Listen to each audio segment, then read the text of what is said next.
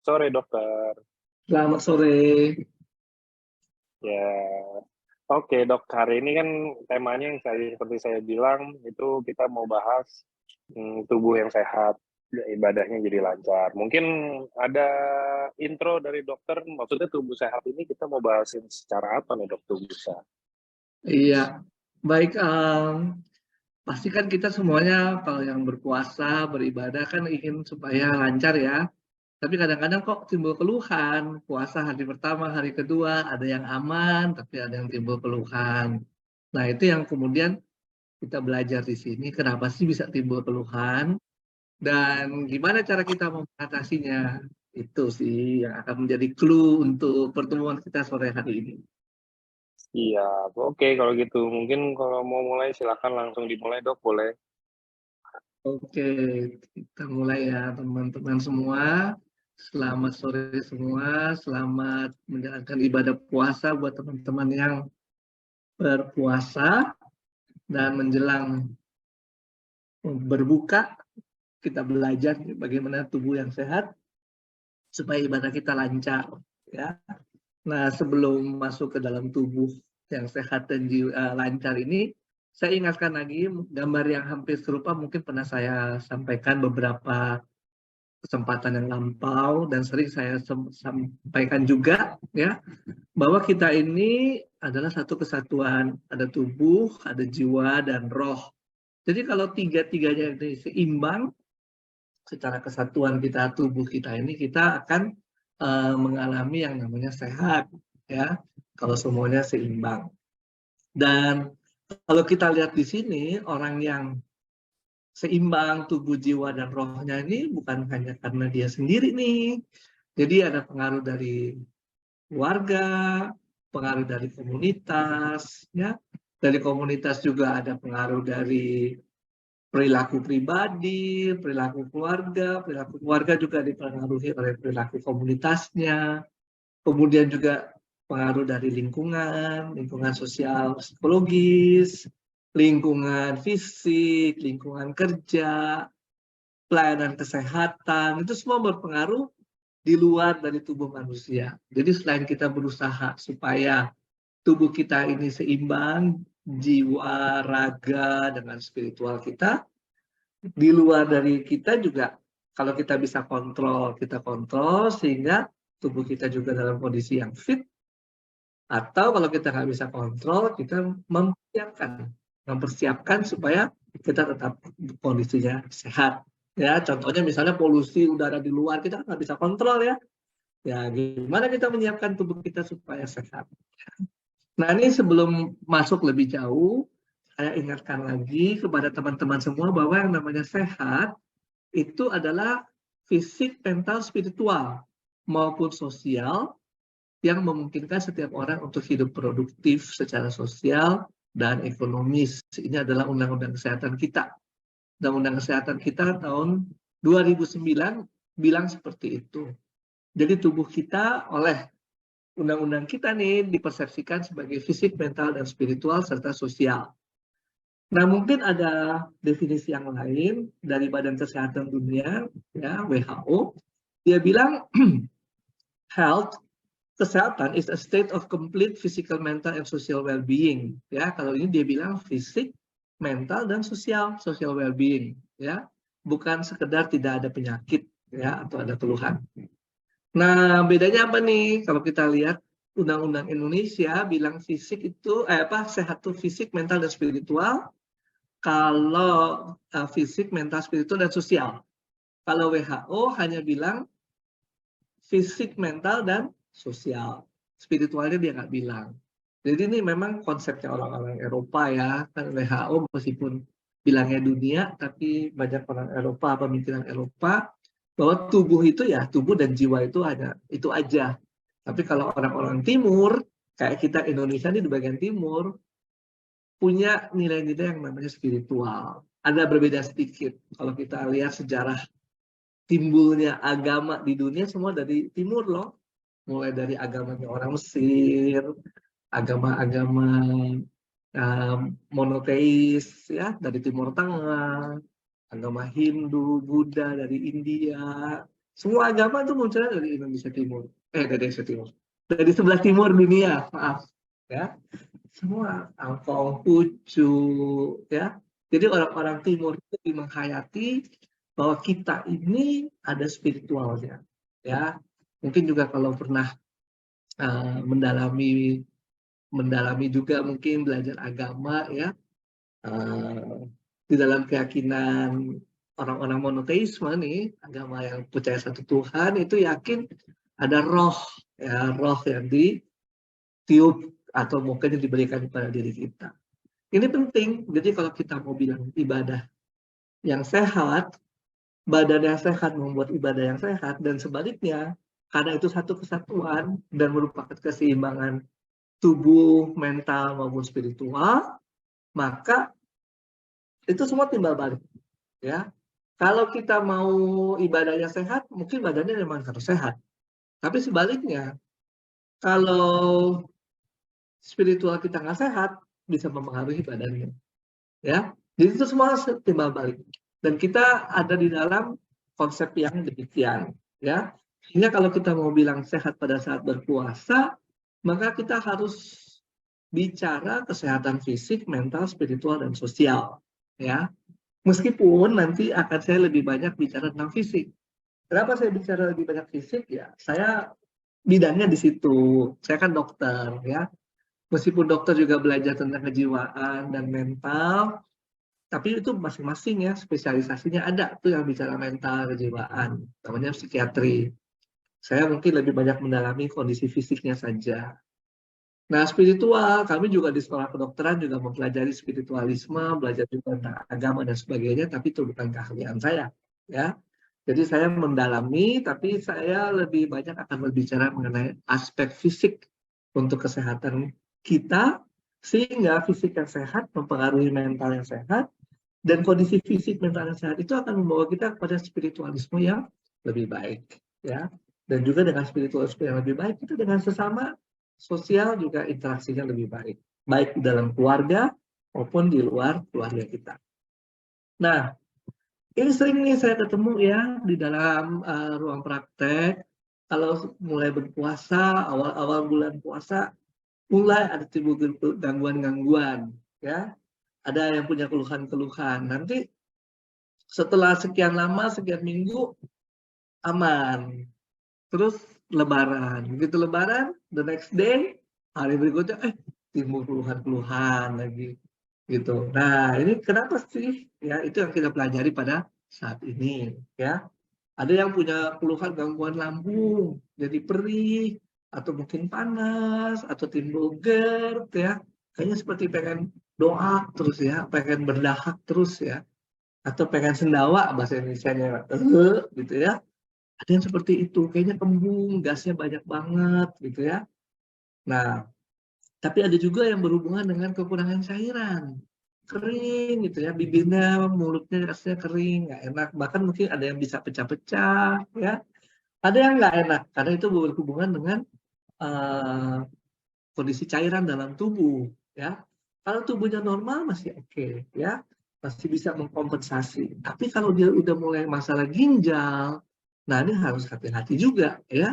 Takutnya nanti kalau dia diabetes yang cukup lama, pengaruh ke ginjal, kalau kekurangan cairan dan nggak segera diatasi, terpengaruh di situ. Nah, yang lain jelas selain karena kita mengurangi konsumsi makan dan minuman, maka akan ada dampak pada status hidrasi, ya, cairan dalam tubuh, maupun juga penyediaan energi, metabolisme energi, dan kebutuhan nutrisi.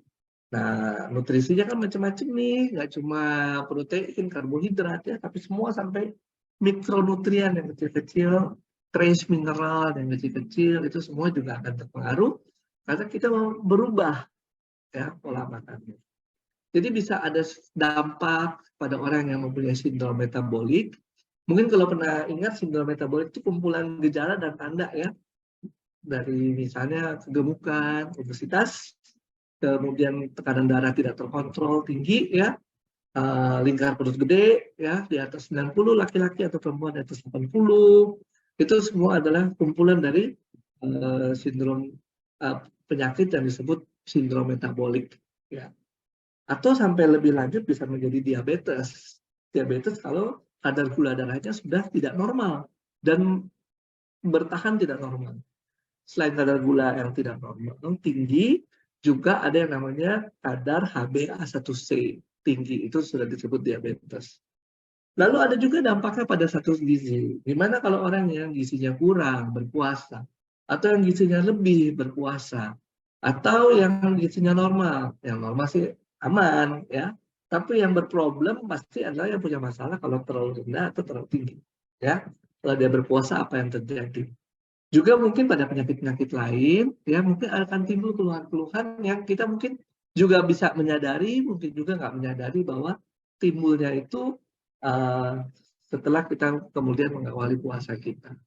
Sekali lagi, saya berkonsentrasi pada masalah fisik, supaya dengan fisik kita juga healthy, ya maka mental kita juga healthy, fisik dan mental healthy, maka spiritualisme kita juga bisa baik dalam menjalankan ibadah.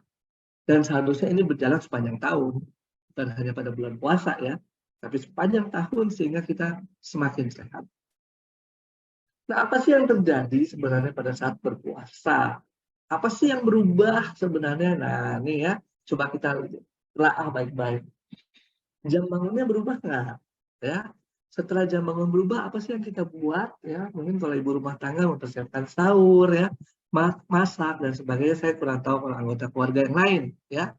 Tapi jamnya pasti berubah, kemudian aktivitas juga sudah mulai ya berubah, makannya kemudian juga pasti berubah karena pola makan paginya mungkin biasanya jam berapa, sekarang berubah jadi jam berapa, dan harus stop pada saat kemudian sudah ini ya, sudah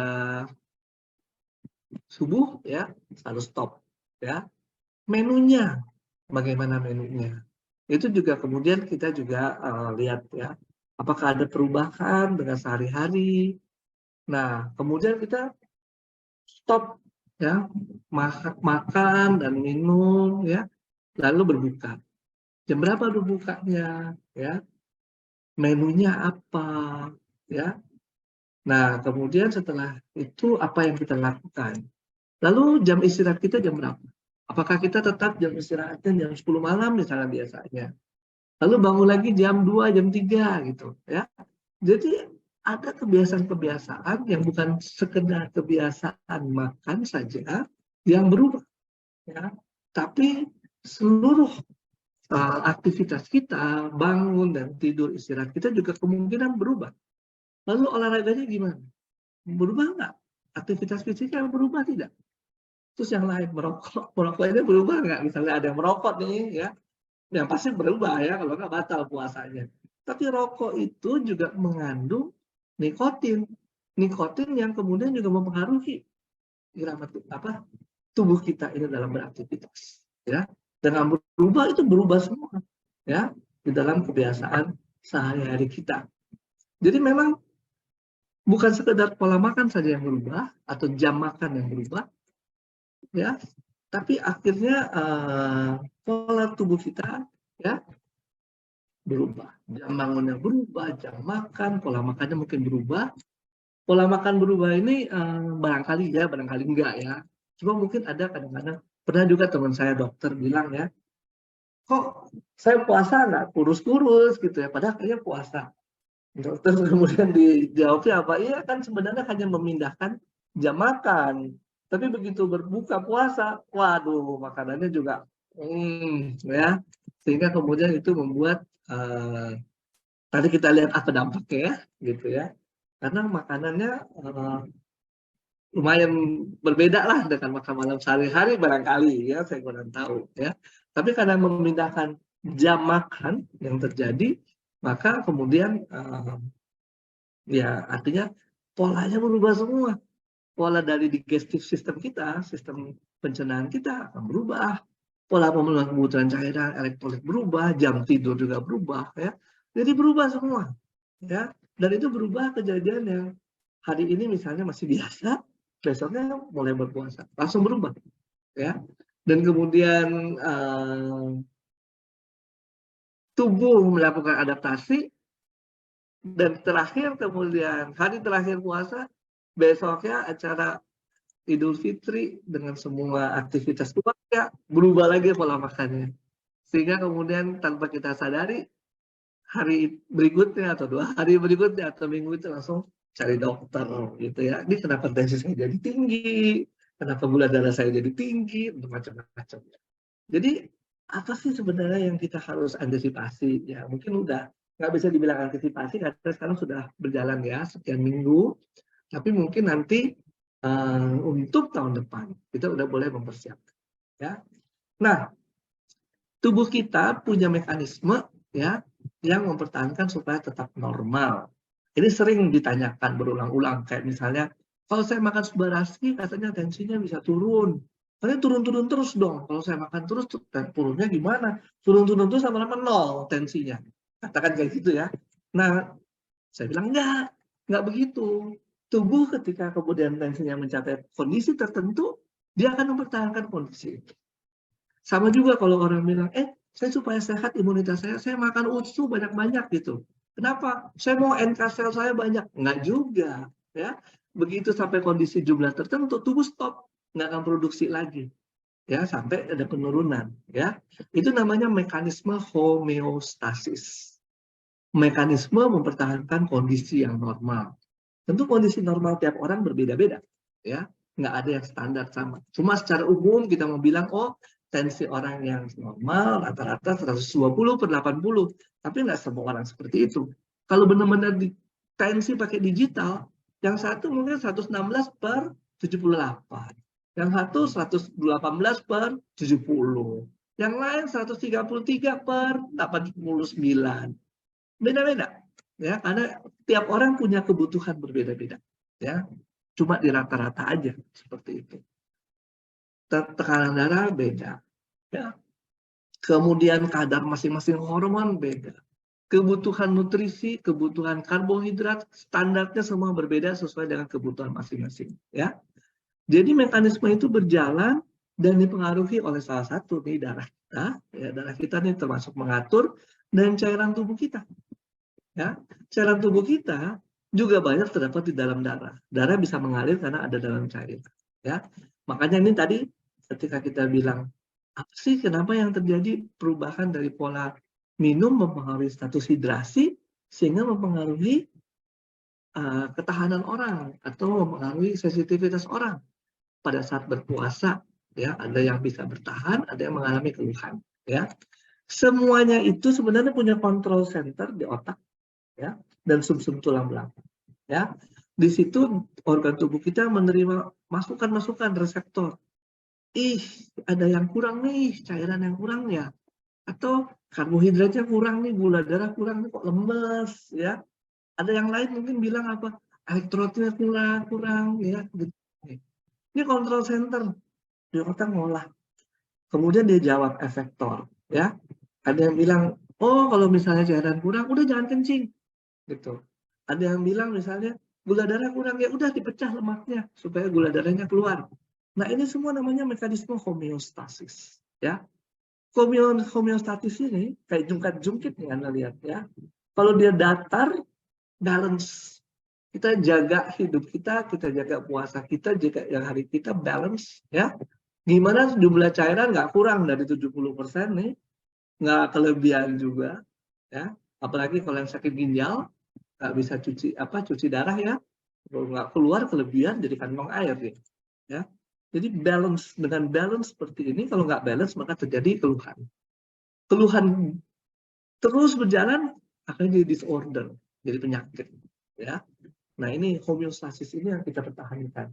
Nah, sekali lagi kalau ingat gambar yang awal ya, yang namanya tubuh, jiwa, dan roh, ada lingkungan. Lingkungan itu akan mempengaruhi kita. Ya, misalnya mekanisme air. Air kita dipengaruhi dari lingkungan. Kenapa? Kalau terlalu panas, ya kita akan menguap. Ya, kita benda yang bisa menguap, ya kita nggak salah. Terlalu panas, ya tubuh kita akan mengeluarkan keringat untuk menguap supaya tubuh kita nggak jadi terlalu panas. Ya. Nah, itu akan mengurangi jumlah cairan ya dalam tubuh kita. Nah, untuk itu kemudian nanti pasti kita nggak sadar, tahu-tahu otak bilang, udah jalan masuk ke ruangan yang ber-AC gitu ya, sehingga kemudian kita nggak kepanasan. Itu kontrol center kita, kaki yang kemudian berjalan. Itu udah otomatis tanpa kita sadari, ya. Nah, ini mekanisme homeostasis. Mekanisme homeostasis ini kalau nggak berjalan dengan mulus, ya maka timbul keluhan, ya. Nah, timbul atau mekanisme ini homeostasis ini sebenarnya juga dipengaruhi oleh jam, ya. Kita ini tubuh kita ini sensitif dengan matahari, ya. Mekanisme ini berjalan kenapa? Karena ada matahari, ya. Ketika matahari ada terbit, tubuh kita mulai mengantisipasi ya bahwa kita harus aktif. Dengan kita harus aktif, tensinya naik, kemudian suhu tubuh naik lah, kemudian denyut nadi, denyut jantung bertambah, gula darah dinaikkan dan sebagainya. Karena kita mau aktif, ya. Nanti setelah itu dipakai semua, tengah siang mulai menurun ya jumlahnya, kemudian kita harus makan. Itu adalah irama sirkadian dan itu dipengaruhi matahari. Sampai Anda lihat di sini nih ya, kalau kita lihat nih, kita bangun sekitar jam segini ya, rata-rata nih sehari-hari ya, mungkin jam 6.45 ya, sudah mulai bangun ya, dengan kenaikan tekanan darah kita mulai bangun. Melatonin itu adalah hormon untuk kita bilang malam atau siang ya, dia stop karena udah siang ya. Kemudian usus mulai bergerak jam 8.30 terus ya sampai kita siang ya. Kemudian setelah itu kita makan ya. Nah, Anda lihat nih jamnya nih ya, jamnya. Jam tekanan darah tertinggi adalah sekitar jam 16.30. Suhu tubuh juga mungkin tertinggi di saat itu ya. Dan kemudian mulai menurun ya. Sehingga kemudian nanti usus nih mulai menurun fungsinya jam 10:30 kira-kira ya, 10:30. Jadi kemudian apa nih yang kita mau cerita di sini ya, kalau kita biasanya nih 11 bulan dalam setahun bangun sekitar jam 4.30 lalu sholat subuh, sekarang kita pada saat jam deep sleep udah mulai bangun. Nah, ini perubahan nih, perubahan yang di sini tadinya melatonin mungkin masih tinggi, tiba-tiba dipaksa stop. Padahal jam-jam ini adalah jam-jam di mana mungkin posisi yang paling tepat untuk istirahat dan tubuh melakukan regenerasi, perbaikan diri, ya, sel-sel yang rusak diperbaiki. Nah, posisi ini nih, hari ini kita masih seperti itu, besok berubah mendadak. Ya. Kenapa? Karena tanggal 1 Ramadan. Jadi langsung berubah, ya. Kemudian jamnya berubah. Jam di sini yang Anda lihat nih, ya. Intestinal movement are suppressed jam 22.30, ususnya mulai ditekan aktivitasnya dan mulai bowel movement 8.30, ya. Nah, di antara ini kita udah makan. Makanya mungkin rasanya cepat kenyang atau cepat begah, ya. Ya, jadi nggak terlalu cepat langsung diolah, ya kita udah makan. Tentu setelah sekian hari tubuh akan melakukan adaptasi, ya akan melakukan adaptasi dengan perubahan yang baru. Tapi di awal-awal nih enggak, ya. Sehingga kalau Bapak Ibu saudara-saudara mau kita udah siap ready tanggal 1 Ramadan, mungkin adaptasinya dilakukan duluan. Jangan langsung pada tanggal 1, seminggu sebelumnya, 2 minggu sebelumnya udah mulai latihan merubah pola tidurnya dan pola makannya. Sehingga ketika pada saat tanggal 1 udah lebih ready, ya. Itu mungkin salah satu contoh. Tapi apalagi yang kita bisa lihat di sini, kalau usus kita ini kemudian mulai berhenti menurun fungsinya jam 10:30, maka jam 18 makan itu udah paling pas, ya. Nah, sehari-hari sebelum, kalau tidak bulan puasa, jam berapa kita makan? Jam 8 kah? Jam 9 kah? Atau jam 6 sore? Mungkin kita udah harus mulai memperhatikan apakah mungkin jam 6 sore yang terbaik buat kita makan. Karena 3 jam adalah waktu pengosongan lambung. Jadi diolah di lambung kita selama 3 jam, kemudian baru keluar ke usus untuk kemudian dicerna lebih lanjut secara kimiawi, dibantu oleh probiotik di situ, baru diserap. Dan itu berjalan sekian jam kemudian, ya. Jadi kalau misalnya jam 18 baru makan, jam 21 baru keluar dari lambung tuh sedikit-sedikit, ya. 1,5 jam lah waktu itu untuk diserap, ya. Sehingga kalau pada saat itu Anda semua istirahat, ya sekitar jam 10 udah mulai istirahat, itu penyerapannya bagus, ya. Karena memang energinya hanya dipakai untuk gerakan-gerakan usus. Tapi kalau pada saat itu kita aktivitasnya masih tinggi, akhirnya nggak banyak juga mungkin yang diserap, ya.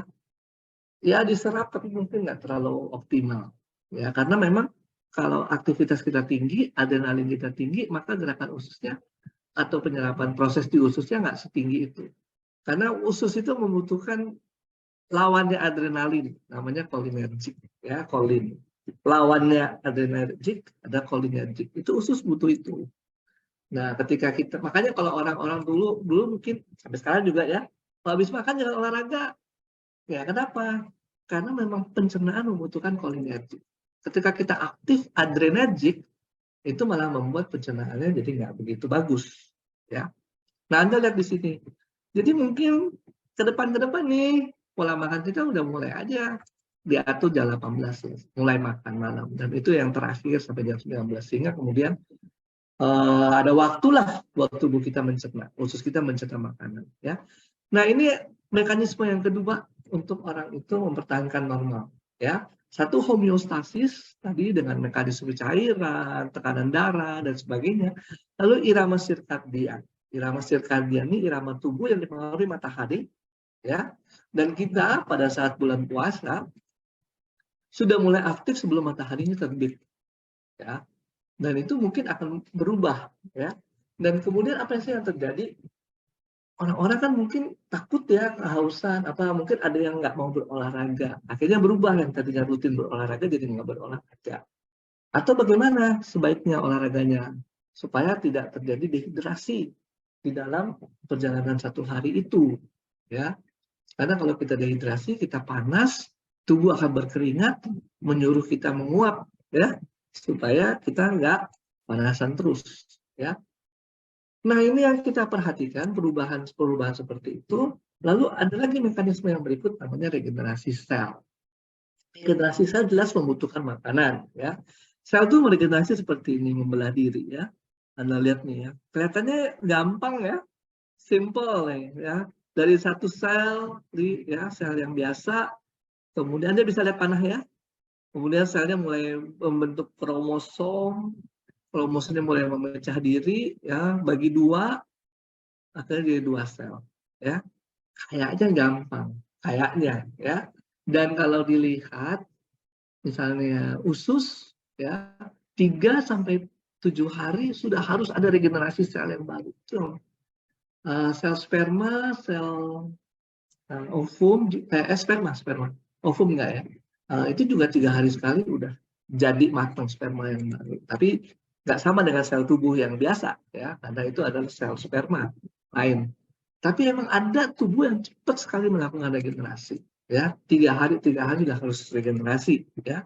Tapi ada yang lama sekali mau regenerasi, ya, misalnya sel saraf, sel otot itu nggak cepat regenerasi, apalagi kemudian membentuk sel baru, ya, yang kemudian bisa berfungsi sama seperti sel yang lama, itu nggak secepat itu, ya. Nah, ternyata sel yang katanya membelah diri 2 itu kompleks, ya, nggak segampang itu juga. Kita lihat isinya ini segini kompleks nih, ya. Segini kompleks dibagi 2, bukan cuma kromosomnya aja nih. Kalau kromosom yang saya tunjuk dengan panah warna ungu ini, ya, begini banyaknya harus membagi 2, ya. Dan ini kalau Anda lihat bentuknya hanya bulat saja, ya. Yang bisa seperti ini kan stem cell, bukan yang lain-lain, ya. Karena yang bulat ini lebih gampang membelah diri daripada kalau selnya udah terbentuk, ya. Kalau ini lihat nih, ya. Sel epitel yang cepat membelah diri juga. Ada di kulit, ada di permukaan usus. Bentuknya cuma kotak-kotak aja, lebih simpel. Tapi kalau udah ribet kayak sel otot, ya, sel saraf, itu ribet, ya. Kalau sel ini cepat, ya, imunitas, sel darah merah itu cepat, ya. Gampang lah membelah diri, ya. Sel lemak lebih gampang lagi, paling gampang karena bulat-bulat doang ya. Makanya kalau kita gemuk gampang ya. Tapi orang gemuk fitness bikin otot nggak cepat ya. Otot tuh kita butuh waktu banget untuk bikin itu. Jadi harus latihan rutin, latihan beban, proteinnya harus cukup baru ototnya jadi ya. Nah, sekali lagi ini stem cell ya. Stem cell itu kita udah dapat bekal. Tiap-tiap jaringan tubuh setelah kita lahir ada stem cell yang menjadi bekal untuk membelah diri sampai kita mati. Kalau nggak terjadi pembelahan sel, maka fungsinya terganggu.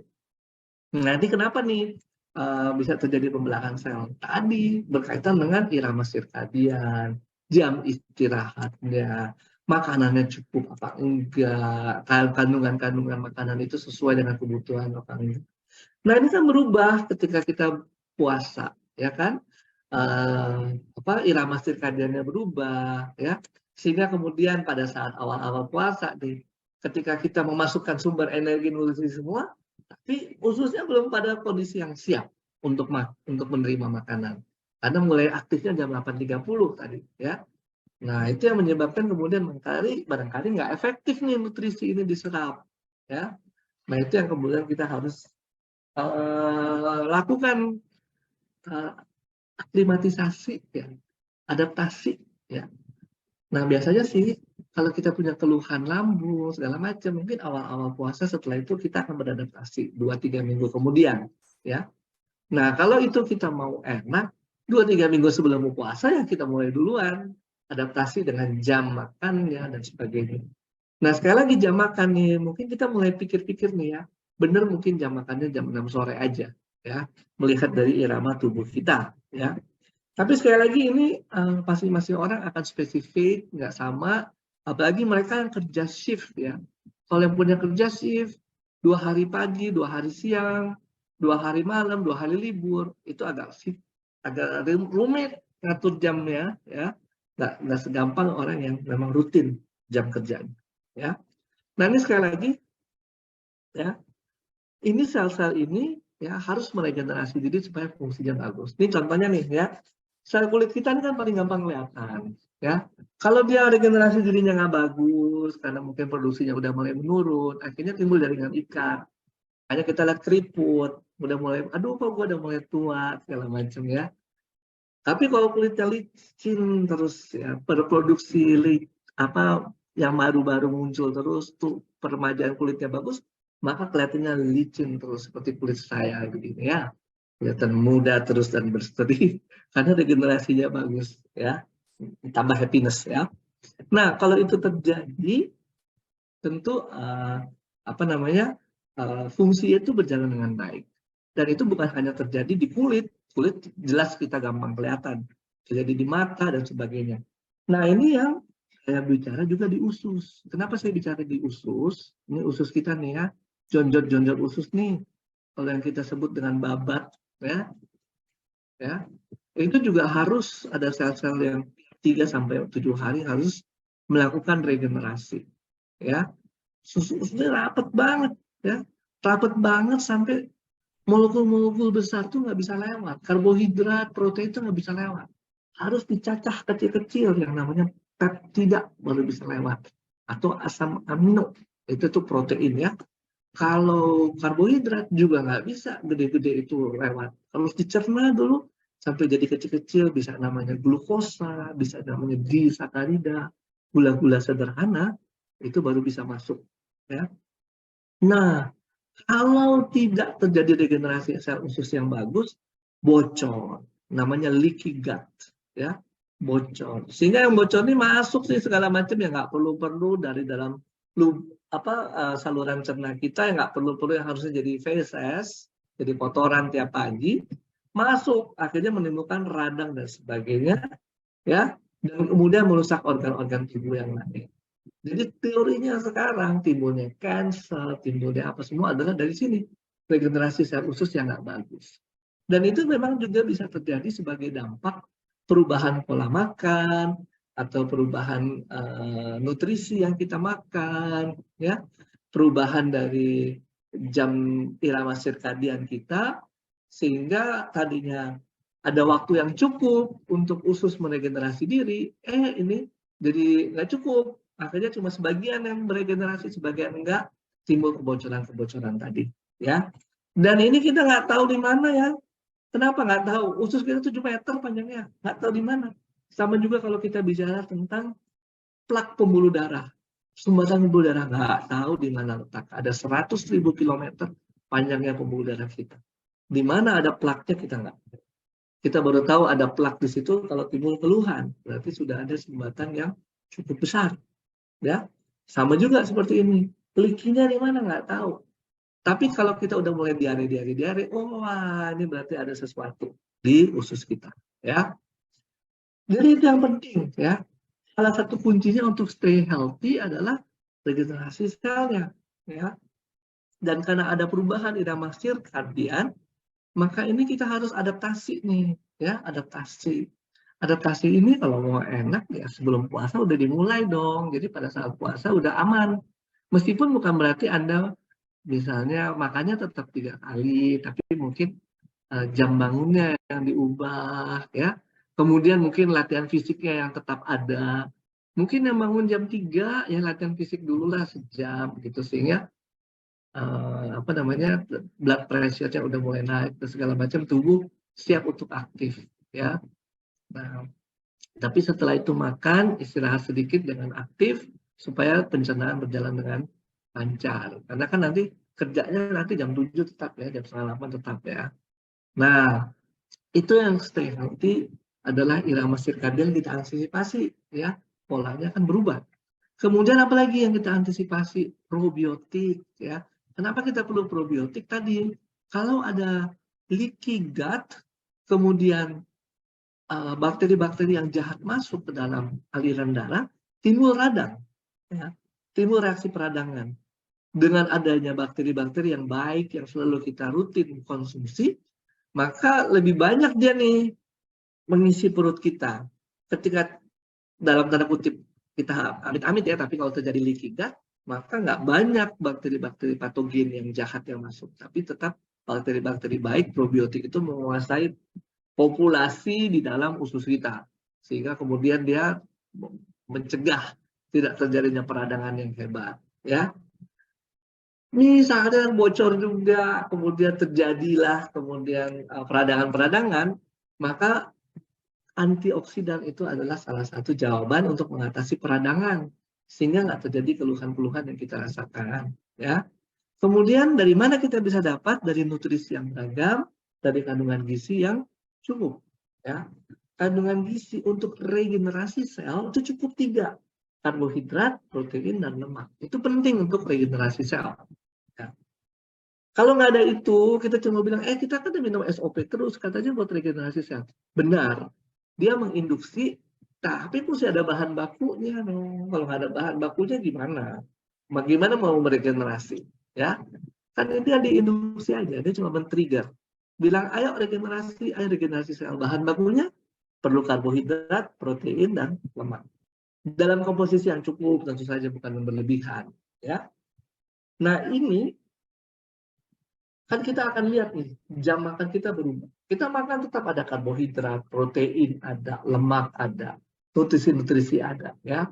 Tapi beda komposisinya, beda jamnya, ya. Sehingga yang tadinya mungkin diisi ulang, recharge lagi jam 12 siang, jam 1, ini nggak ada. Nah, gimana nih kita mengkomposisikannya, ya? Kalau kajian sama saya, tetap makan pagi yang lebih banyak. Ketika buka puasa, jangan banyak-banyak lagi. Kenapa?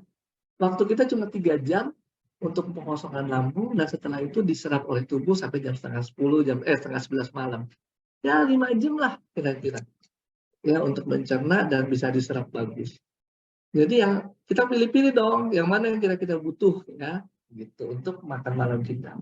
Jangan makan yang banyak-banyak. Kadang nih teman-teman saya ada yang udah baru buka apa dulu, ini dulu gitu. Nanti itu maghrib, habis sholat maghrib masuklah makanan intinya. Saya pikir, waduh, ini kalau kayak gini seperti ada teman dokter bilang, ini mah cuma mindahin pola jam makan, tapi makannya yang 2 jam makan langsung dirapel jadi 1, sehingga kemudian pencernaannya juga bebannya berbeda, ya.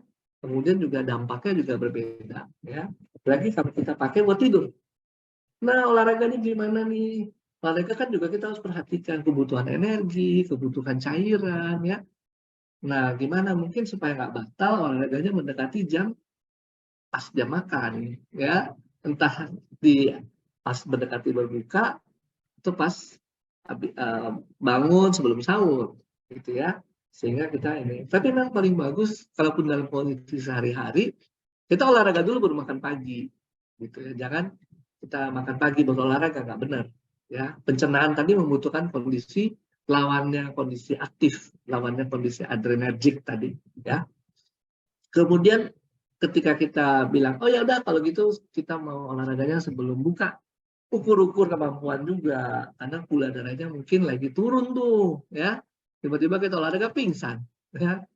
Nah, juga karena kurang cair. Jadi kita mesti bisa ukur tanda-tanda vitalnya. Ini apa namanya? Nadi, ya, di sini. Itu di sini kita ukur nadi kita. Kalau ada alat tensiometer kita bisa ukur, ya. Nah, tapi ini kalau Anda lihat tadi ya, tetap yang namanya apa namanya? Seperti juga mungkin LOP yang minggu-minggu sebelumnya kalau sama saya, kita nggak akan bilang bahwa satu aja jalan keluarnya. Tetap mesti ada makanan, ada olahraga, ya. Nggak bisa cuma makan doang, saya nggak mau olahraga. Orang yang biasa berolahraga tiba-tiba stop juga nggak benar, ya. Harus olahraga juga. Itu semua itu kesatuan, satu kesatuan, ya. Untuk tubuh kita bisa menyiapkan diri sehingga tetap kondisinya sehat, ya.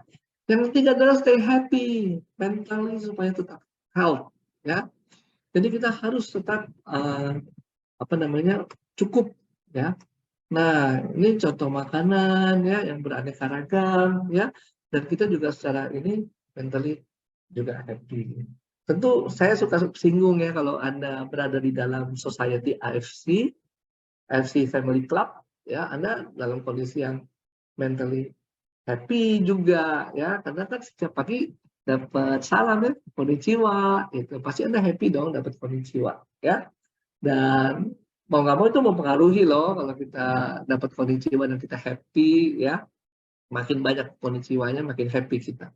Itu akan mempengaruhi. Terus juga kita dalam society yang positif, saling menunjang. Kita dengan downline kita semua berpikir yang positif, ya. Bagaimana saling membantu, saling menunjang, sehingga kemudian semua bisa berhasil. Itu adalah kondisi society yang sehat, ya. Nah, jadi diharapkan di sini dengan pembicaraan yang mayoritas kita bicara sehat fisik, ya. Sehat fisik ya akan berdampak pada sehat mental, berdampak pada sehat spiritual, dan berdampak pada sehat sosial. Semuanya menjadi kesatuan dalam definisi sehatnya undang-undang kita, undang-undang kesehatan kita, dan teman-teman bisa sehat dalam menjalankan ibadah puasa. Oke, lebih banyak kita diskusi aja ya. Saya kembalikan kepada Pak Moderator. Silakan nih kalau ada yang mau tanya jawab. Tadi saya lihat ada raise hand ya. Oke, ada yang mau tanya jawab silakan.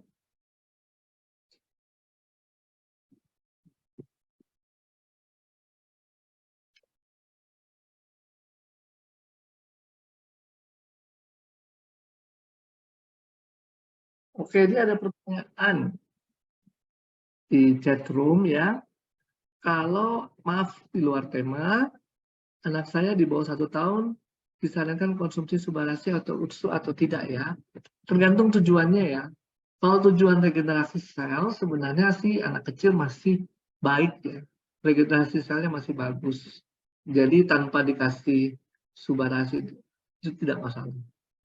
Tapi ada kondisi-kondisi misalnya yang berhubungan dengan apa namanya ADHD gitu ya, yang diperkirakan berkaitan dengan mikrobiom. Mikrobiom itu adalah bakteri-bakteri, susunan bakteri yang ada di dalam perut kita. Nah, pemberian ursubusi, probiotik itu akan sangat membantu untuk kondisi-kondisi tertentu. Nah, mungkin juga ada anak-anak yang masih bayi tapi mengalami kanker dan kemudian harus kemo, maka pemberian usukusi dan subarasi akan membantu untuk anak-anak tersebut siap menghadapi pengobatan-pengobatan yang relatif. Itu pendapat saya ya, jadi tergantung situasinya. Dok, untuk bayi baru lahir yang bilirubinnya tinggi bisa terbantu dengan terapi suba atau USU. Kalau yang dituju adalah menurunkan bilirubin, terapinya terapi yang dimasukin di ini ya, enggak, ada sih terapinya kalau untuk menurunkan bilirubin dan mencegah supaya bilirubinnya itu nggak merusak tubuh. Nah, bilirubin tadi dengan reaksi-reaksi dalam tubuh itu bisa menjadi gangguan sehingga pemberian subarasi atau dan usukusi akan membantu untuk memenuhi kebutuhan antioksidan. Antioksidan ini akan mencegah perburukan sel-sel akibat dari pemberian ini, ya, pemberian terapi-terapi untuk melawan bilirubin yang tinggi, ya, atau melawan dampak dari bilirubin yang tinggi, ya, di dalam tubuh kita. Maka kita perlu antioksidan baik dari USU maupun dari SUBA. Nah, pertanyaan berikutnya, apakah SOP subarasi dan usukusi aman untuk penderita chronic kidney disease? Ya, chronic kidney disease ini maksudnya adalah penyakit pada ginjal yang kemudian terjadinya kronis, ginjalnya itu fungsi penyaringannya terganggu. Karena fungsi penyaringan terganggu, orangnya mungkin nggak produksi urin, sehingga kemudian barang-barang yang harusnya dibuang lewat urin jadi tidak tidak buang, ya.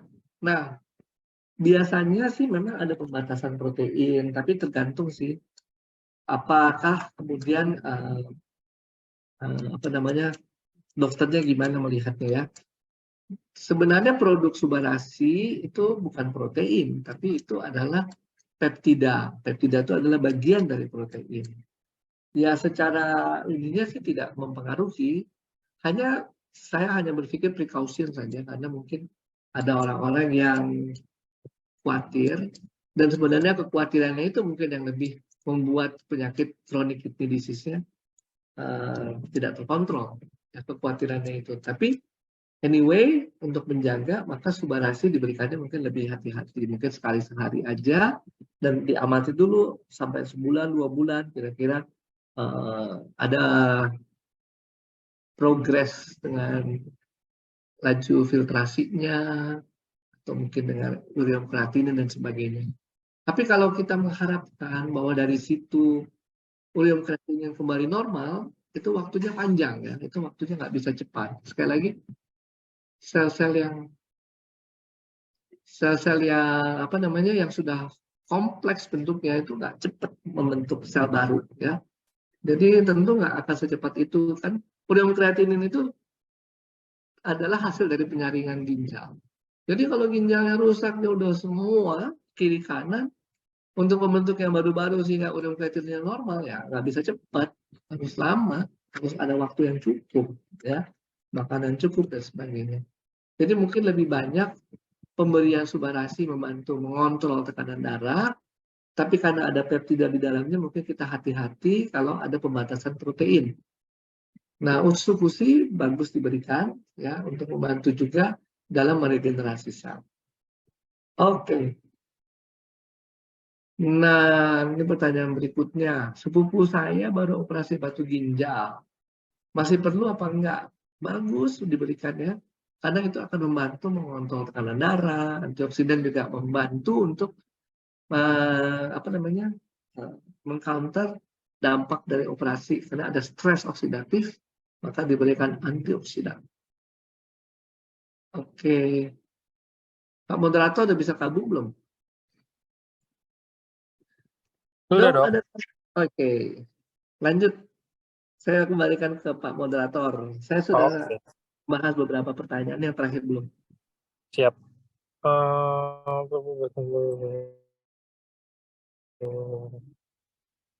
Oke. Dok, ada pertanyaan. Waduh, kok untuk ke saya. Ini nggak apa-apa, saya bacain aja. Dok, mau tanya, kalau asam lambung akut selama puasa, selama bulan puasa, Kalau untuk asam lambung selama bulan puasa, jadi dia mungkin udah asam lambung akut sih kalau yang saya tangkap dari pertanyaannya. Jadi dia sebelumnya memang sudah ada asam lambung dan karena puasa mungkin ya kan harus keisi ya dok perutnya dok. Cuman ini karena puasa jadi malah nggak keisi. Kira-kira gimana kalau misalkan saya tetap mau puasa gitu loh? Apakah nggak bisa kalau udah akut ataukah ada mungkin caranya seperti apa biar bisa puasanya tetap lancar gitu dok? Oke, tergantung memang ya. Jadi sebenarnya tadi yang saya bilang ada irama sirkadian itu tadi ya. Irama sirkadian itu termasuk memproduksi asam lambung. Karena tubuh udah siap ya, udah siap memproduksi asam lambung, tapi jamnya bukan jam makan. Nah itu yang kemudian kita harus antisipasi. Mungkin bisa juga dengan obat sih kalau kayak gitu ya. Misalnya kita minum obat-obat yang artinya minum obatnya ya pas sebelum ini ya, belum sahur ya, sehingga membantu untuk menyiapkan lambung ketika asam lambung produksi. Kalau saat-saat ini ya yang bisa dilakukan. Tapi saya juga mau mendorong penggunaan usukusi, karena usukusi di dalamnya juga ada probiotik, dan probiotik itu juga termasuk yang melindungi usus, saluran cerna, termasuk juga lambung ya. Karena lambung itu proses terjadinya luka pada lambung, kemudian bahkan menjadi ulkus ya, tukak itu sebenarnya kan karena bakteri. Ada kalau pernah dengar. Sehingga pemberian probiotik, nah, contohnya dari usukusi itu akan membantu. Saya rasa sih mungkin penyelesaiannya salah satu juga dengan usukusi ya. Usukusi bisa kita konsumsi ya untuk membantu melindungi lambung kita supaya jangan sampai mengalami ini peradangan hebat akibat produksi asam lambung itu.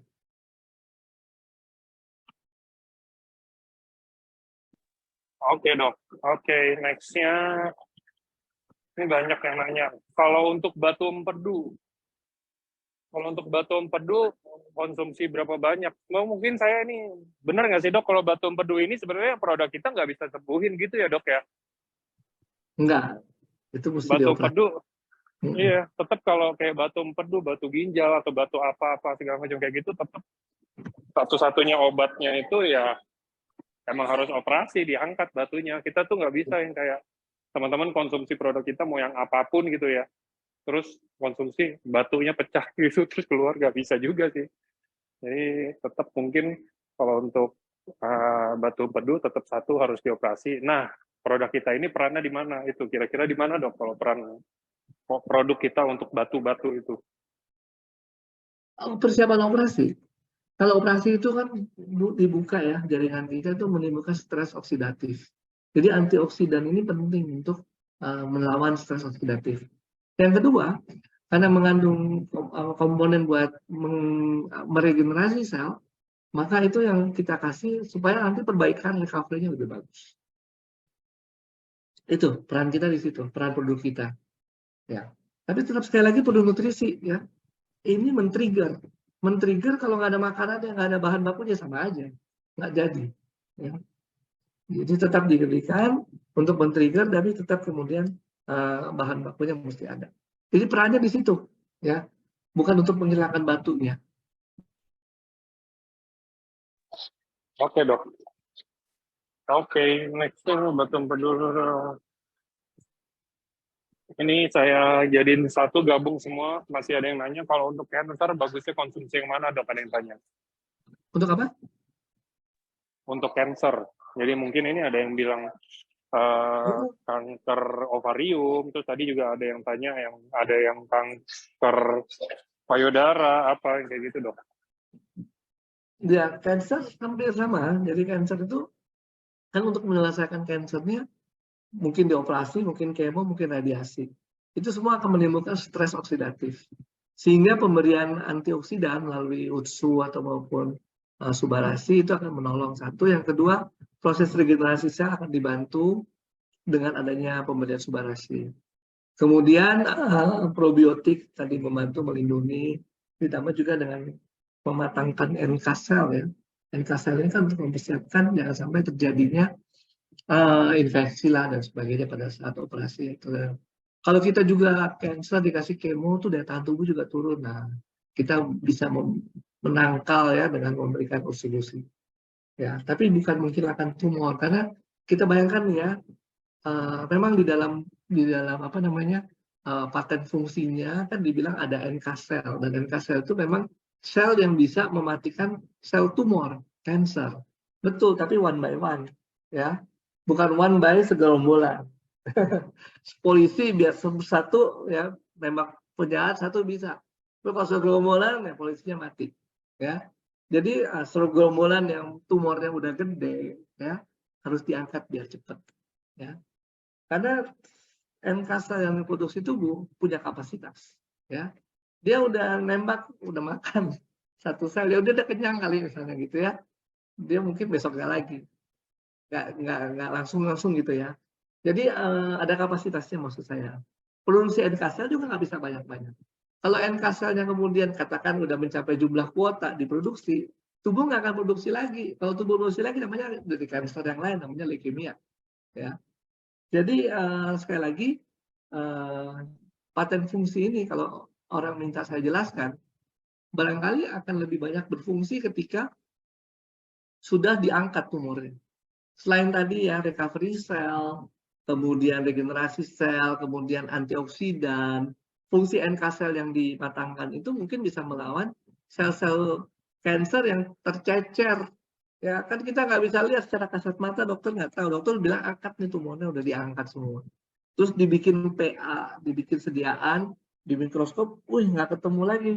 Tapi kan itu kalau segerombolan kelihatannya, kalau cuma satu biji, kadang nggak kelihatan juga gitu ya, masih pakai mikroskop. Nah itulah fungsinya NK sel di situ yang melawan supaya mungkin nggak terjadi relapse atau relapse-nya terhambat. Nah, tapi sekali lagi ya, itu bukan satu-satunya faktor. Jadi gini, kita bilang nggak terjadi relapse. Loh kok dia terjadi relapse lagi ya, kambuh lagi, kenapa? Lah dia gimana nih, rutin nggak dalam makan substitusinya? Kemudian dia makan protein yang cukup nggak untuk meregenerasi sel dan sebagainya. Kalau nggak dilakukan ya sama aja, ya karena nggak, sekali lagi namanya sehat itu multifaktor ya, bukan cuma satu faktor aja. Oke, mudah-mudahan cukup clear nih teman-teman ya. Siap, pasti clear dong. Oke, dok, ini next-nya ada yang tanya. Ya, ini sambung sama pertanyaan di atas ya, yang tentang kanker usus, kanker kolon. Nah, kalau untuk kasus dengan berat badan rendah di usia 48 tahun, bagaimana efek pemberian usus dan suba? Ini mungkin lebih ke arah nutrisi sih dok sebenarnya. Pertanyaannya itu mungkin kalau misalkan ada gangguan-gangguan, ini ada dua berarti pertanyaannya dok. Pertama ini mungkin karena gangguan cancer. Kalau dari gangguan cancer ini, apakah kita harus selalu konsumsi uci dan usubarasi ini untuk membantu penanganan kansernya? Apakah bisa kalau misalnya saya hanya mau konsumsi ini aja untuk nutrisi pertambahan nutrisi gitu loh dok? Karena kayaknya kalau misalkan ada penyakit-penyakit kayak mungkin salah satunya cancer gitu kan, kayak pasti nggak nafsu makan gitu ya dok. Memungkinkan nggak sih? Jadi ini kayak menambah nutrisi, mungkin bisa juga kayak ada pengganti makanan sedikit, walaupun kita tetap makan juga, bukan yang nggak makan, cuman kayak nambah nutrisi gitulah dok. Oke, terima kasih pertanyaannya bagus ya. Jadi memang kita kategorikan sebagai nutrisi ya produk kita ini. Bedanya adalah kalau kita lihat ingredients-nya masih ada juga kebutuhan nutrisi lain yang diperoleh harus dari makanan lain. Contohnya itu tidak ada karbohidrat di dalam produk-produk ini ya. Ada peptida, tapi peptida ini kan juga bukan seluruh asam amino tersedia di situ.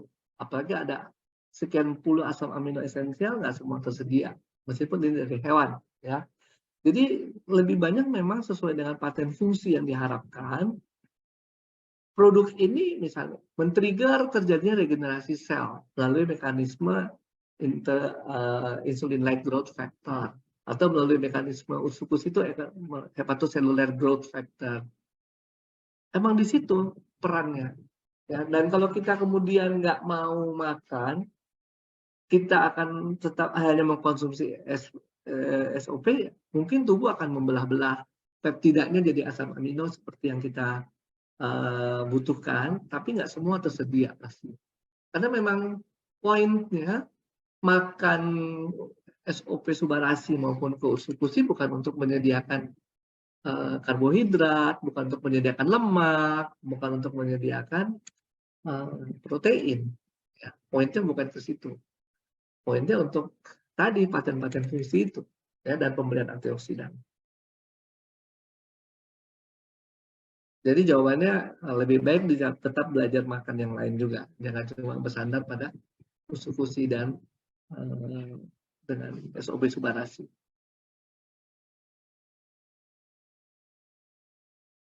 Oke. Oke, Dok. Oke.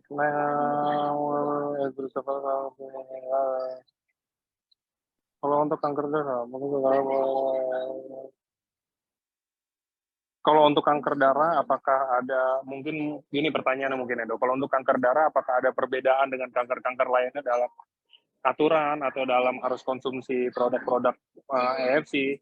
Karena UTSU juga kan sistem kerjanya meningkatkan sel darah putih untuk meningkatkan daya tahan tubuh. Apakah ada hubungannya, Dok? Enggak ya, enggak ada hubungan. Jadi kanker darah itu pertumbuhannya udah abnormal duluan.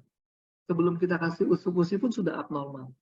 Dan kemudian di dalam paten fungsinya, itu kan dibilang bahwa dia meningkatkan leukosit pada kondisi leukopenia. Leukopenia adalah kondisi kekurangan sel darah putih. Jadi orang-orang yang leukopenia, makan itu, maka leukositnya naik. Tapi kalau udah bukan, kemudian kita khawatir, gara-gara itu leukositnya naik-naik. Kenapa dibilang seperti itu? Itu berarti kondisi bukan kanker. Ya, orang leukemia menurun sel darahnya, sel darah putihnya, nah dikasih itu naik. Tapi bukan kondisi kanker. Kalau dia kondisi kanker, dia nggak akan dengan leukopenia, dia ya kanker. Tapi gini, nggak mungkin itu terpengaruh ya, karena memang paten fungsinya dia nggak bilang menaikkan sel darah putih dalam kondisi apapun, ya. Dia menaikkan sel darah putih pada kondisi leukopenia. Jadi memang pada kondisi yang memang kondisi bukan kanker, ya. Sel darah putih bisa menurun misalnya pada saat infeksi misalnya yang banyak dipakai, ya mungkin di darah ketemunya rendah. Ya. Nah, kalau yang satu lagi fungsi untuk meningkatkan NK sel juga bagian dari sel-sel darah putih. Itu juga maksudnya membuat NK selnya itu lebih sesuai dengan fungsinya, karena juga ada NK sel yang blow on gitu ya, yang blow on keluar dari sekolahnya sehingga salah, kemudian dibikin penyakit autoimun misalnya karena dia bolos sekolah terus dia lulus gitu ya, lulus ke dalam peredaran darah, dia nggak bisa bedain, dia bikin autoimun. Jadi contohnya kayak gitu ya. Nah, si Ursukusi membantu supaya nggak terjadi tuh NK sel yang blow on gitu ya. Jadi NK selnya tetap yang bagus-bagus yang keluar. Kira-kira ke situ fungsinya. Bukan memperbanyak kemudian sampai nggak terkontrol. Sekali lagi, tubuh kita punya mekanisme sendiri, ya. Kalau sudah tercapai kebutuhan leukosit, dia nggak akan produksi kecuali yang butuh, ya. Kalau sudah tercapai tensi yang diharapkan, dia nggak akan turun lagi kecuali memang masih tinggi misalnya, gitu ya. Kalau dibutuhkan akan turun sesuai dengan apa yang dibutuhkan. Tubuh kita itu pinter, ya. Jadi nggak usah khawatir bahwa kemudian kita menjadi gara-gara makan UTSU leukositnya tinggi terus, ya. Dia udah tinggi duluan, ya. Makanya harus dibunuhin dengan kemo. Sel-sel yang nggak benar itu. Oke? Oke, Dok. Dok, ini ada yang mau tanya langsung, boleh, Dok ya? Ya, silakan. Oke, sebentar.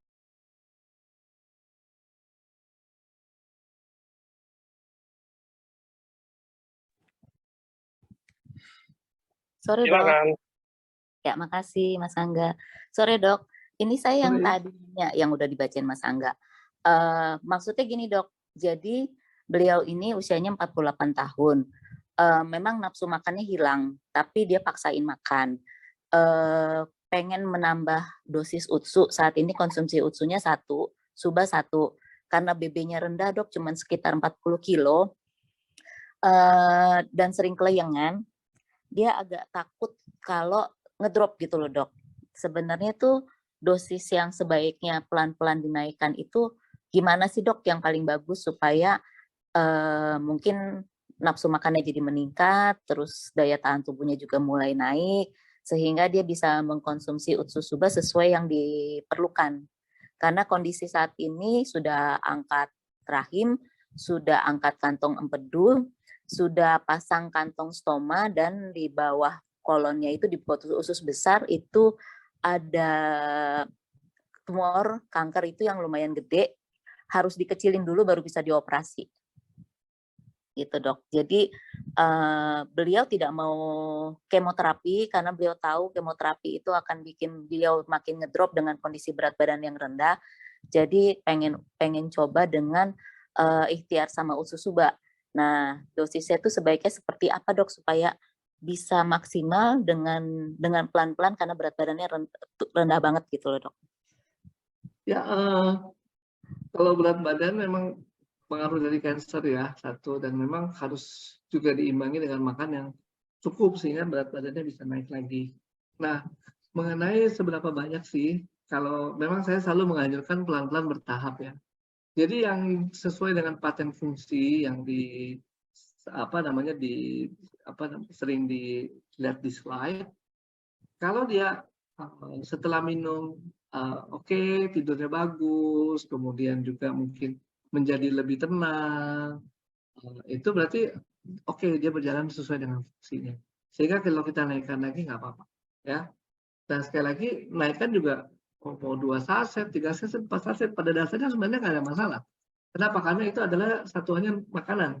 Itu bukan suatu bukan obat, ya.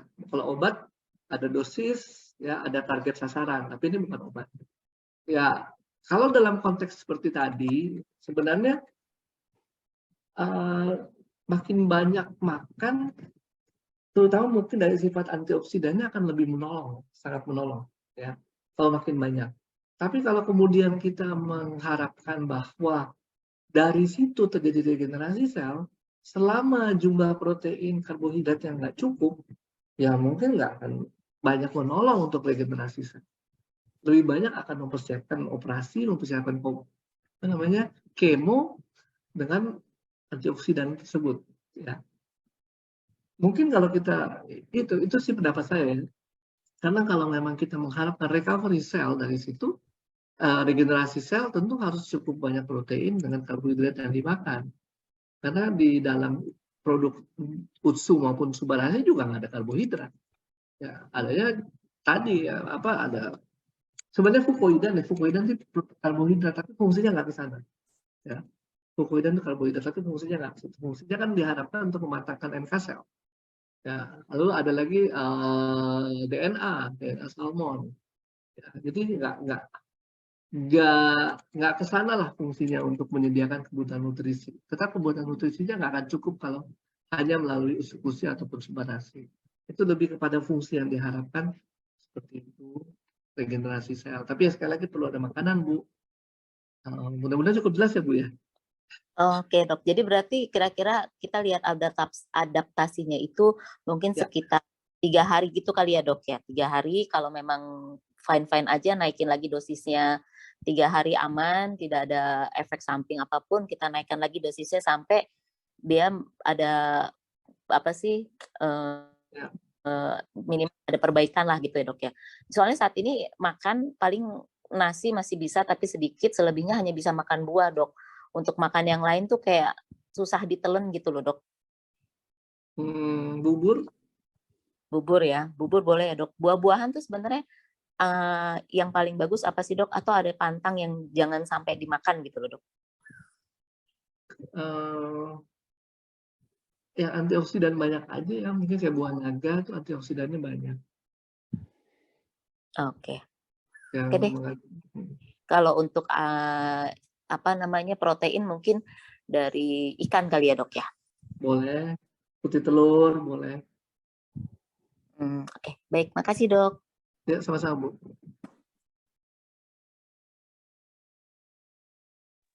Oke, Dok.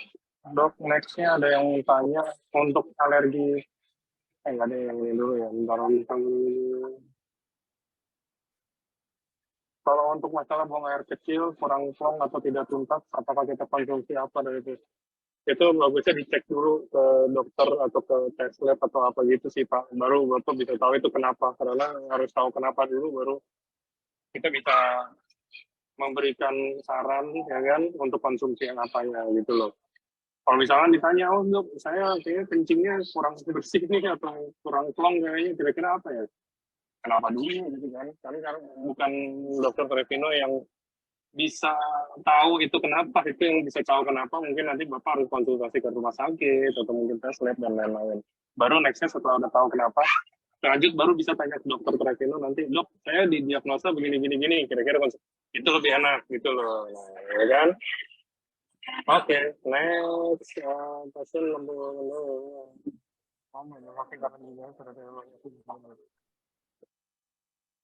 Oke, dok, riwayat PNP yang belum dioperasi, pasien usia 68 tahun, kemudian mengalami bengkak hati karena ginjalnya sudah tidak berfungsi.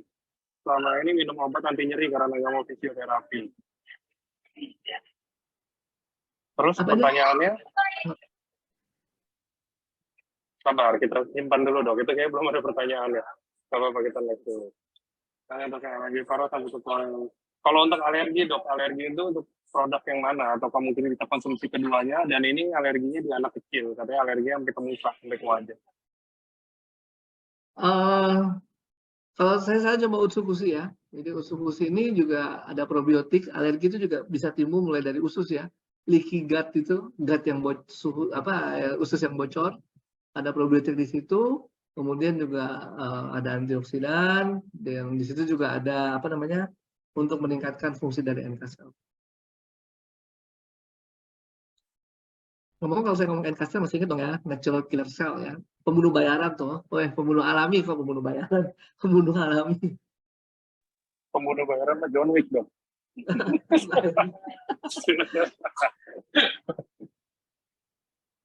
Oke. Nah, ini rekamannya ada kok teman-teman. Jadi teman-teman kalau misalnya dapat dari pengundang, saya kan ada blast. Saya blast itu biasanya banner, ada link Zoom dan ada link Facebook ya. Jadi itu Facebooknya bisa selesai acara ini, kita tunggunya 5-10 menit, bisa langsung dipencet, nanti keluar lagi rekamannya. Tanpa harus di-download, bisa langsung ditonton di Facebook. Oke. Ada permintaan nih, kembali ke autoimun. Boleh dong. Nanti Nanti 2 minggu lagi atau 3 minggu lagi kita next-nya nanti bahas tentang autoimun sama Dr. Trevino ya. Siap. Oke. Oke, kalau itu next-nya kalau untuk ginjal apakah bisa dengan tuba? Jelas bisa, tapi ginjalnya kenapa dulu nih? Mungkin bisa, kalau saya kasih contoh kasus, mungkin bisa diginin dok. Gejala atau enggak mungkin ginjalnya udah nurun fungsi, atau misalnya kreatininnya udah bermasalah, kira-kira itu bisa nggak konsumsi tuba, dan apa aja yang harus diperhatikan nutrisi lainnya selain tuba gitu dok? Ya. Tadi udah sempat disinggung juga sih, jadi untuk gagal ginjal kronik ya, gangguan ginjal kronik, chronic kidney disease, itu kan sebenarnya fungsi penyaringan tidak terganggu sehingga kemudian urea kreatinin naik, yang harusnya kesaring ya. Nah, fungsi penyaringan itu bisa terganggu kalau 2 ginjal udah rusak. Sehingga kalau kita bilang kita mau regenerasi sel ginjal, bisa terjadi, tapi waktunya sangat lama untuk kemudian membuat ginjalnya kiri kanan balance ya. Nah, apalagi dampak dari ginjal yang tidak bisa menyaring.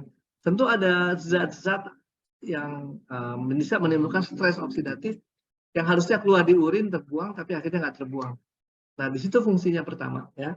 Fungsinya di situ selain tadi regenerasi sel yang dampak dari regenerasi sel, tapi yang kedua adalah untuk antioksidan ya. Stres oksidatif akibat dari banyaknya racun-racun yang nggak bisa kebuang oleh ginjal, maka itu bisa kemudian dibantu diatasi dengan pemberian antioksidan dari kedua produk ini. Lalu kemudian biasanya orang mengalami gangguan tekanan darahnya terganggu, ya, sehingga pemberian subarasi ini juga akan membantu untuk mengontrol tekanan darah. Jadi tekanan darahnya stabil, ya. Apakah itu akan turun menjadi normal apa enggak tergantung. Kenapa? Karena ada orang-orang tertentu yang mungkin karena sudah kelamaan darah tinggi, otaknya men-set ke situ. Kenapa? Kalau terlalu bawah, darahnya nggak sampai ke otak, gitu ya. Makanya ketika ada orang yang darah tinggi kemudian cepat-cepat diturunkan tekanan darahnya, kadang-kadang jadi kelayangan dia. Kalau cuma kelayangan aja nggak apa-apa. Tapi kalau terjadi sampai stroke non hemoragik malah bahaya. Ya.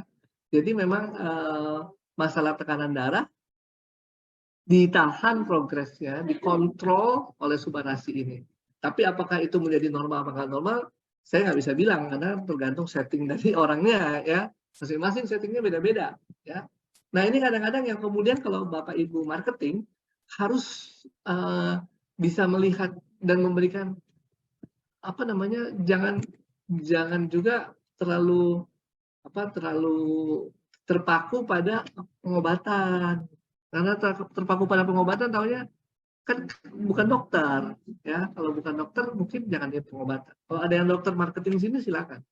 Tapi kalau bukan dokter jangan terpaku di pengobatan. Karena kalau terpaku di pengobatan dan kemudian hasilnya nggak sesuai, ini sembuh. Nanti malah jadi kontraproduktif.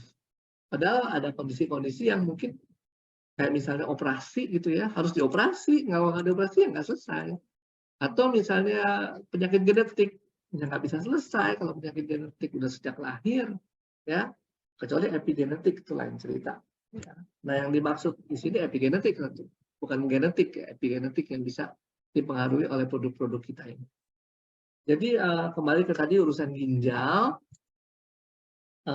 di situ fungsinya. Apakah nanti urea kreatinin bisa sembuh, bisa turun apa enggak? Tergantung kerusakannya ya. Jadi untuk kita mengharapkan regenerasi terjadi, ginjalnya termasuk kompleks. Saya udah pernah kasih lihat gambarnya.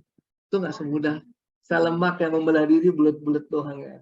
Kalau mau digambarkan kayak gitu. Kalau selnya udah sangat kompleks, lalu membelah diri sampai jadi mancur, nggak semudah yang sel-sel lemak tadi. Ya.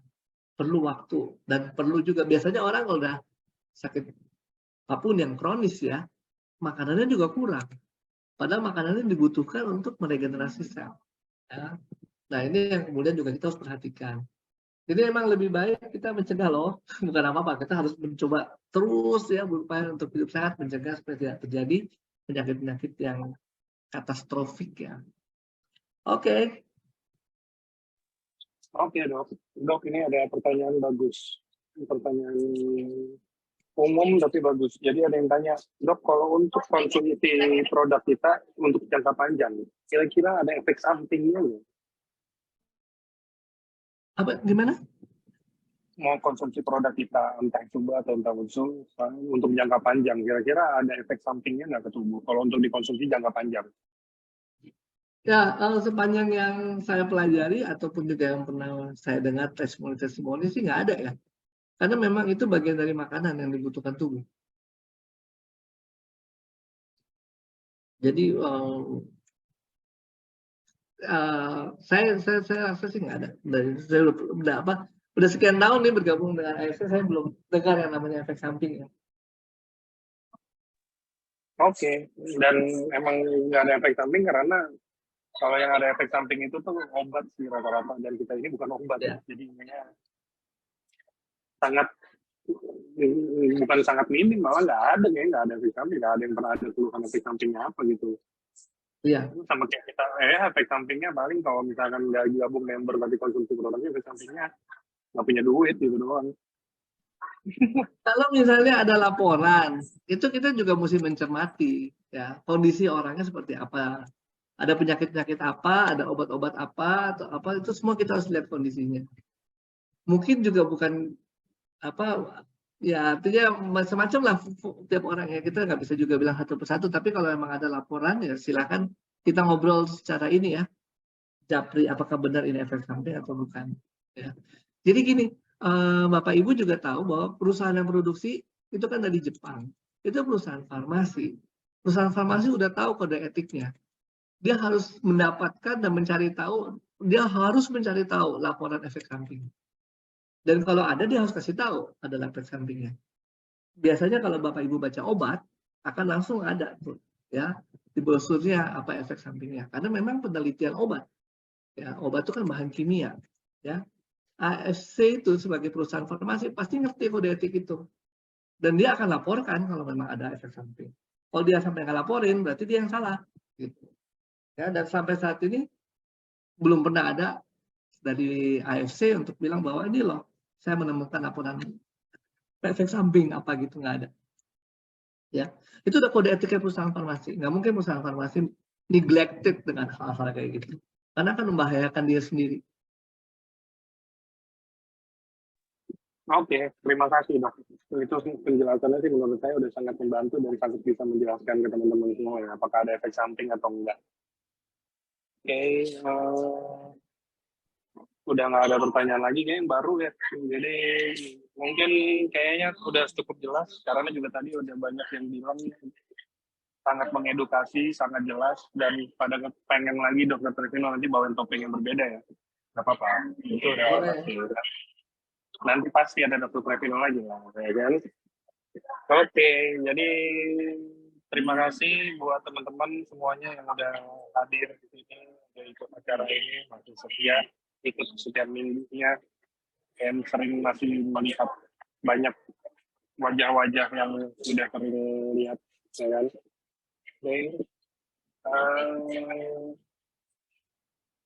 Oke, jadi oh ini ada yang tanya lagi nih terakhir katanya. Oke, boleh. Mungkin kalau kondisi yang merasa sehat lalu konsumsi terus tiba-tiba penyakit lama. Nah ini contoh kasus 3 tahun yang lalu ada benjolan di belakang telinga dan di bawah rahang, sudah hilang dengan obat gosok. Tiba-tiba sekarang muncul lagi. Ini maksudnya kalau misalkan untuk gangguan-gangguan seperti ini, kalau misalkan memang udah ada yang kayak yang tadi saya bilang, saya tadi udah ada bilang mungkin konsultasi untuk lebih lanjut ke rumah sakit gitu loh Bu. Nggak cukup hanya dengan ikut Zoom kayak begini, mungkin nggak apa-apa bisa konsultasi gitu kan ke Dokter Trevino, tapi kan maksudnya ini konsultasi adanya gitu loh. Ibu juga nggak menunjukkan hasil apa-apa, ya mungkin belum tes juga nggak masalah. Cuman kan kita based on apa yang kita rasakan aja, ini hanya sebagai konsultasi minim aja gitu loh. Kalau misalkan memang mau konsultasi yang pasti, bisa ke rumah sakit terdekat atau ke dokter dulu, nanti udah hasilnya keluar seperti apa, baru dibawa ke forum Zoom gini lu gitu. Itu lebih enak sih kalau menurut saya, karena Dokter Trevino juga bantunya akan lebih terarah dan lebih terstruktur dibandingin kayak sekarang. Kayak yang tadi ada yang tanya, kalau misalkan saya kencing gaplong gimana? Bingung juga lu Bu, Dokter Trevino, jangan ke Dokter Trevino. Saya aja yang ini aja pasti bingung lah untuk ininya, maksudnya untuk ngedirectnya seperti apa biar bisa dibantu dicoba atau gimana, karena semua ini tentang kesehatan, tentang tubuh manusia, nggak bisa main-main satu, ya kan? Harus sesuatu yang pasti. Dokter Trevino juga pasti kalau dia nggak tahu jelas juga dia nggak mungkin berani ngomong sesuatu gitu loh, membahayakan teman-teman juga jatuhnya, jadinya kayak begitu kan balik lagi pasti Dokter ini dokter itu pasti ada kode etiknya dong, nggak boleh ngomong apa yang sesuatu yang belum pasti atau apa itu pasti kan, karena dia ini ibaratnya kayak kiblat kita tentang kesehatan lah gitu loh, maksudnya orang yang paham tentang kesehatan dibandingin kita pasti mencari tahunya ke dokter. Kalau dokternya belum sesuatu yang belum pasti terus dia ngomong, kelar lah kita gitu kan. Jadi harus pasti dulu baru nanti bisa dibantu gitu loh kira-kira. Oke, siap. Oke. Oh itu dokter udah lanjut. Hidrosefalus mungkin ya harus dibantu operasi, cuma mungkin produk kita bisa kalau untuk bantunya mendukungnya di bagian mananya dok? Ya, kalau untuk operasi maka kita persiapan operasi tadi. Operasi itu menimbulkan stres oksidatif. Nah, antioksidan itu yang akan mendukung perbaikan, juga regenerasi sel. Dan ini hidrosefalus masih bayi kan, jadi masih punya kemungkinan yang baik kalau kita berikan USU dan subarasi untuk mudah-mudahan jangan sampai terkebelakang karena hidrosefalusnya. Oke, terima kasih. Itu kayaknya pertanyaan yang menutup acara kita hari ini. Terima kasih Dr. Trevino juga, Dok, buat waktunya. Sama-sama. Terima kasih untuk perhatiannya. Udah mau Sampai siap-siap ketemu masak ya? iya, pada udah mau buka puasa nih kayaknya. Udah pada mau masak, pada mau keluar cari makan kan untuk weekend. Mantap. Jadi sampai ketemu nanti di acara berikutnya bareng Dr. Trevino juga ada. Nanti kita akan bahas topik yang teman-teman request tadi. Terima kasih semuanya. Selamat sore. Selamat sore.